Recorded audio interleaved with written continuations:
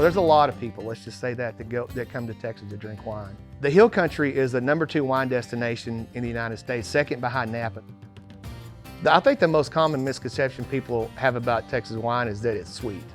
And I think they think that it's bad, that it's just bad wine that we put sugar in, to cover up for faults, which is totally not the case now. I mean, maybe back, 30 years ago when we got started, but if they did it, it was because that was the style of wine that people were drinking most back then, that they could sell a lot of. The wine business was something that had been on my radar for a long time, but growing up in a very conservative house and, going to church every Sunday, alcohol was strictly taboo. Finally, woke up to the fact that Jesus didn't make grape juice, he actually made wine. And, wine's considered more of a food type drink than it is, get drunk drink, There was this piece of land that my family had for a long time, for four generations, and it was not very desirable land. And we didn't want to take out any good land and put grapes on. It was growing cotton at the time. So I got this old piece of land that my grandfather had on the TIMMONS side.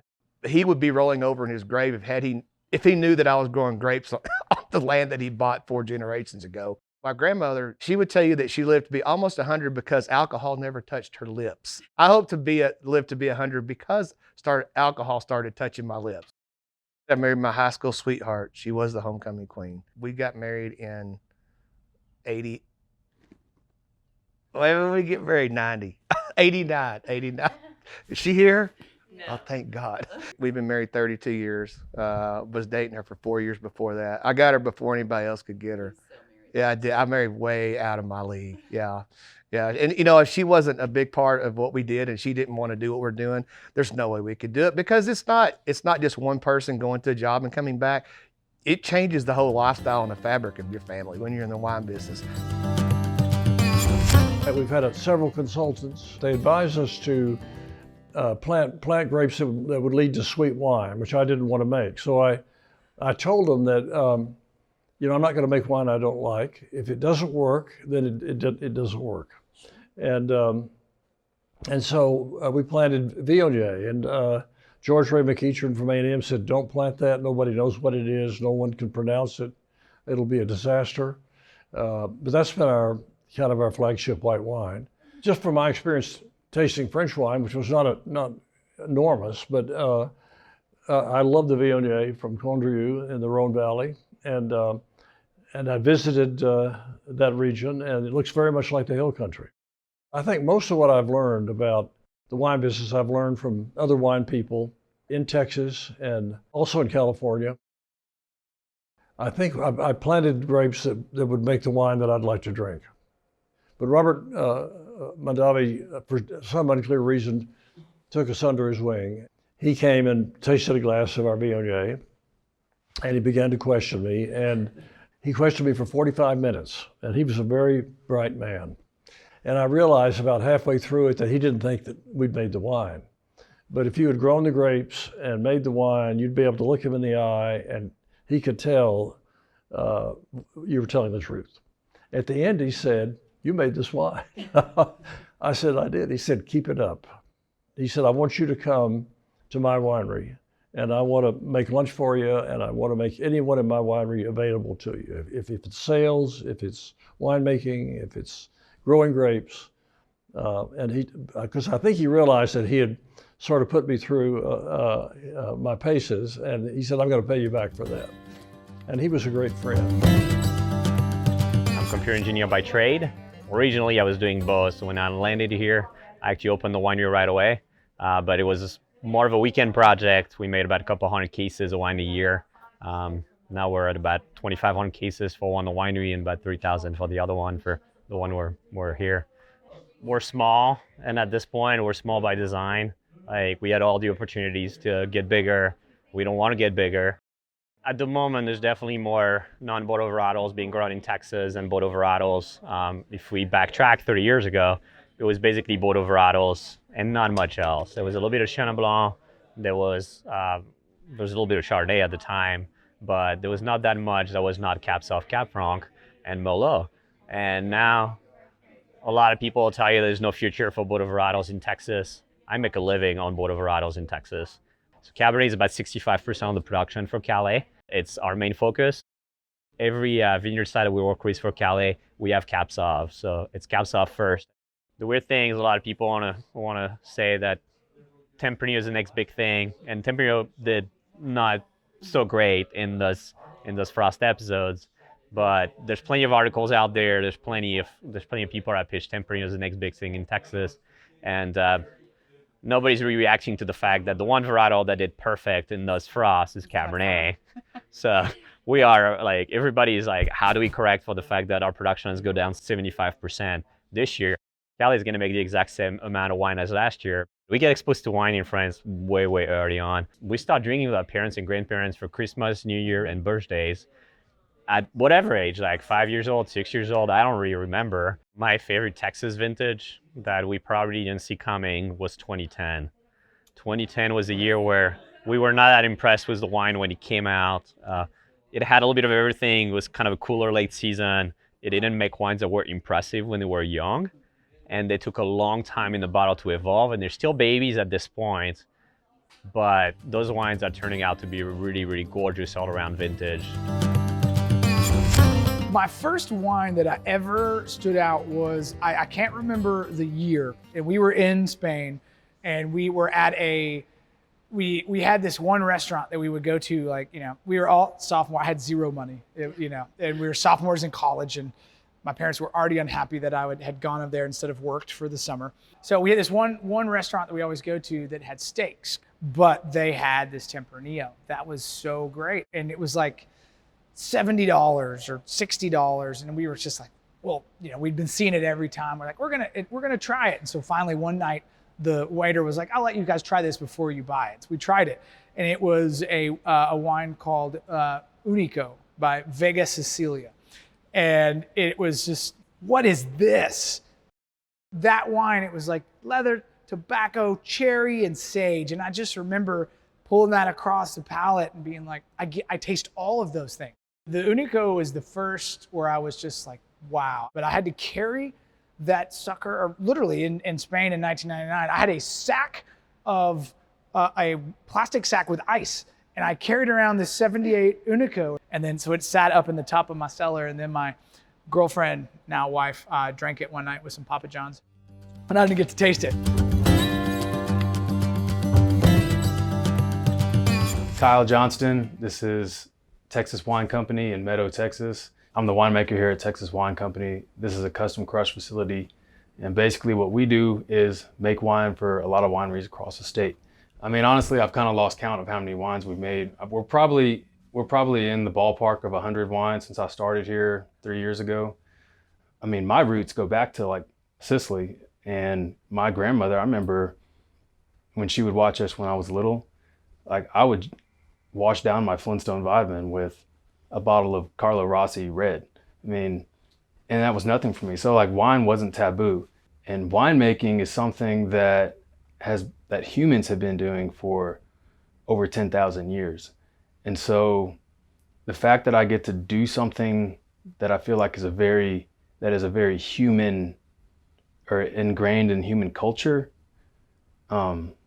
gives me some gratification. There's kind of like this romantic fancifulness to it, but like wine should be for everybody. You don't have to drink the glass like this. I mean, with your pinky out. I mean, you don't have to hold it like this. Like, yeah, this might warm the wine, but if you're already 3 glasses deep, that doesn't matter. I mean, we want to, when we make wines, we make them for people to drink them.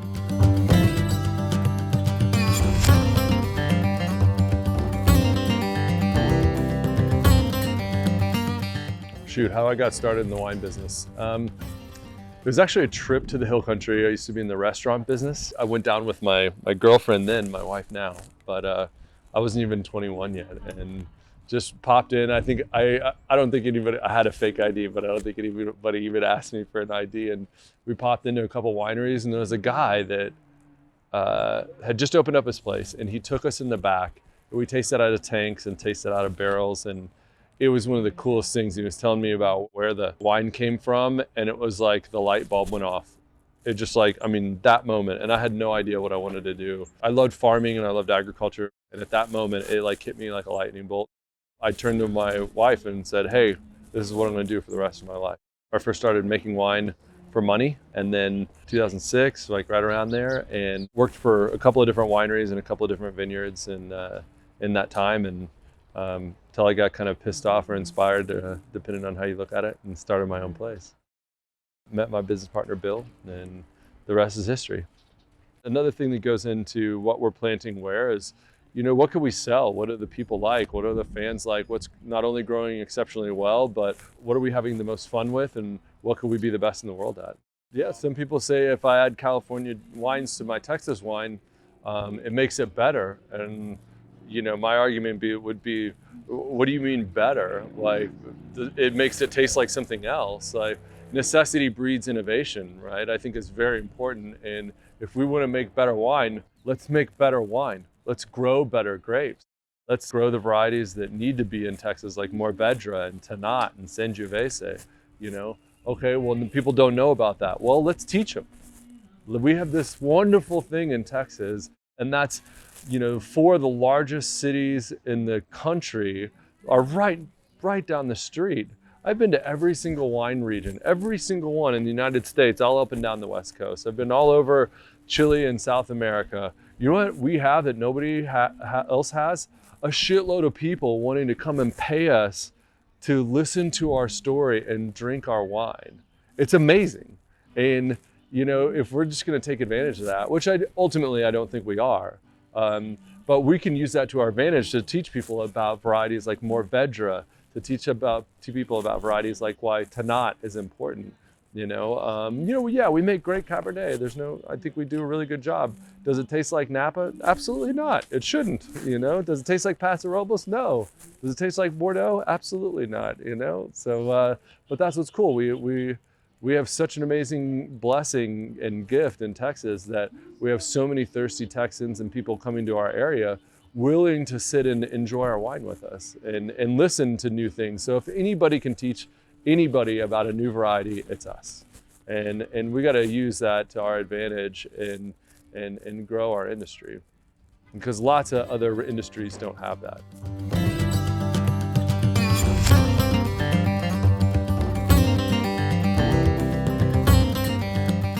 What has changed in the last 40 years about Texas wine? Well, wine in the South has, for a long time just been muscadine or, what Granddad used to make in his basement. Early on, the few wineries that were started back, let's say 20 years ago, probably weren't making very good wine in general, and sugar covers up a lot of mistakes. Back then, 10, 20 years ago, wine was still almost like a novelty product in the state of Texas, and now the game's changed completely. The one thing that I wish would disappear was the use of blenders from out of state. I really think everything that we're at the point where the industry can get past that and needs to get past that to be respected on a national stage. There's just a lot of people that just don't believe in Texas wine for the reason that every time they kind of dig in, they figure out that the Texas wines always have a little bit of this or that. It doesn't have to be California, it could be Washington State, but like some wine from bigger producing regions that are a bit more established than Texas that are blended in the wines. And if we really want to express Texas terroir, that needs to go away, because we're standardizing wines based on another wine region that's wildly successful versus trying to figure out how to express our own wine region. How do you know that a bottle of wine is from Texas if even though a Texan may have sold it to you, you don't necessarily know? And to some people, let's face it, it's not important, right? But for me and the consumers I want to sell to, it is important. Where a wine comes from is everything to me. Why I would buy a bottle of wine. A, it's got to be good. And B, I want to buy wine with intention. I want to know where it's grown. I want to know the farmer. I want to know how it's made.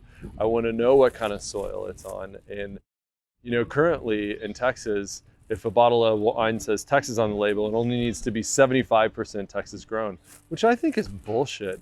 It really erases any sense of place for any of those wines. And I think all the wines that matter in the wine world, they're wines that express some sense of place. So Cabernet from the high plains is not going to taste like Cabernet from like 5,800 feet in the Davis Mountains, nor should it. If they say that the vines need to struggle to make good wine, we should have the best, because they can't hardly stay alive. People talk about like all these little things they do in their vineyards. Like, hell, if ours just stay alive from one year to the next, that's successful, you know? So we try to focus on varieties that are very hardy. We're still keying in on that. You don't get to find a solution until you're looking for a solution and your life depends on it. So when your whole livelihood relies on you finding a way to make your vineyards reliable, that's when you start seeing wind machines appear. There's agro-frost protections. Innovation is always out of necessity. You just don't like pop overnight and say, hey, I had a great idea. You try things, it takes 3 to 5 years to get results, and then you've taken that step. So if you're a person who has a lot of money and you want to tell your friends that you have a winery, first thing you need to do is go through the proper channels, the TTB, the TABC, to get your licensing and permitting. Do your due diligence, really look into what it's going to take to get that vineyard planted, get it managed. What is, your equipment, the investment, the people. You need good people. I mean, it's tough work. I'm not just doing this all day long. Like, I'm a lot of the times carrying 50-pound bags of tartaric acid up a ladder or a staircase, so it's not easy. There's manual labor involved in winemaking. It's not all glitz and glam and ponies. You really have to love it. Like, you can't just kind of love it. You can't I really like making wine. I really like drinking wine. To grow grapes, you really have to love having your hands in the dirt. I think that's why you see so many vineyards like abandoned and stuff, is because people start out and they think, oh, this is going to be easy, and it's going to be easy to get people to come work for me and do this stuff. And then after 2 or 3 years, all the shine's worn off of it. The thing I love the most about the business is I've never been able to sit across from a person that, was, in this case, drinking a product that I had a hand in making, and them telling me, thank you for doing what you did. I love this wine. I've never got that kind of, reciprocation ever. I mean, nobody comes up to you and says, hey man, my Hanes feel great today. My underwear's not riding up on me because your cotton that you grew so great. That never happens. I see in the next 10 years that growers are going to have to create more of their own market. I think that the quality of wine produced everywhere on the planet is straight up. Certainly in Texas, it is. Texas wine will always be a novelty for Texans, but but the competition is so tough, so good, that the quality of our wine has to be very, very good. If we could put our wine into a blind tasting with the best wines in the world, and we can win some of the top prizes, that's the message about what we're trying to do. So far our 2020 season looks to be a little bit all over the map. We have some varietals that are doing really well. We had a big frost episode at the end of 19, right as we're going into dormancy. So we have quite a bit of damage on the vineyards, but it's very specific to varietal. So some are doing great, some are struggling a little bit more, and we have some that we're dropping a bunch of fruit on as if there was absolutely no frost that happened. It's all over the map, from like 10% loss to 90% loss. And on Mauvais, it looks more like 100% loss.